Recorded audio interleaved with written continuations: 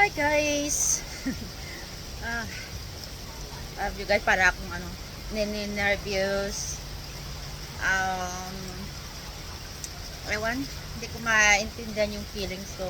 Anyway, the reason why ganito yung feelings ko kasi na-close na namin yung deal. Finally, naka-sign na rin kami sa tagal-tagal ng paghahanap namin ng hanap namin ng apartment. This time nag-sign na kami ng papers. So yes, nakaka-nervous kasi ang daming thank you. Inom muna tayo guys. Yay. Yan. Sabi ko sa asawa ko, inom muna kami kasi parang mawala lang yung nginig ng katawan ko. Nanervous ako eh. Daming babayaran, pero okay lang. Ganun talaga pag bibili ka. So yeah, masaya yung araw. At least na na namin yung mga kailangan namin, ay yung gusto namin. Parang na-achieve na rin.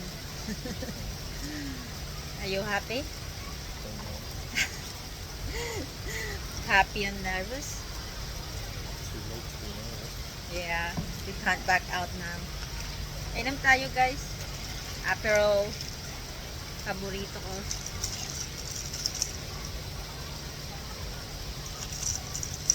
Pampawala ng nervous. So yun guys, ang update. Sobrang busy, kaya hindi masyado nakaka-vlog. Marami rin ang nangyari. Nangyari doon sa anak ko. Pero maayos na siya. Kaya ito, nag-focus na naman kami dito. At ngayon, tapos na yung paghahanap namin. Finally, hahanap na kami at nakapag-sign na. Pera na lang ang kulang. Yung mga already signed. Only money. We only need money now. Yeah. So, sarap ng feelings, but at the same time, nakaka-nervous. Hindi naman ito first time kami naging homeowners, naging may bahay naman kami sa Pilipinas, pero yun wala naman kami problema na doon. So, panibago na naman ito.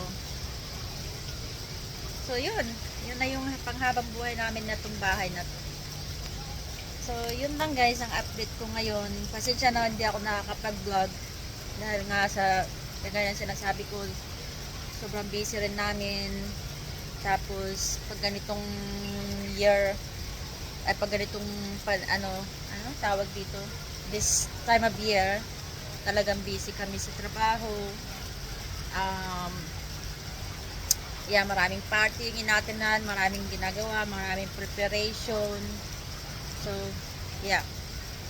Kaya, thank you sa lagi niyong pagsusuporta sa ating YouTube channel. I will try my best na i-update ko lagi yung mag-upload lagi.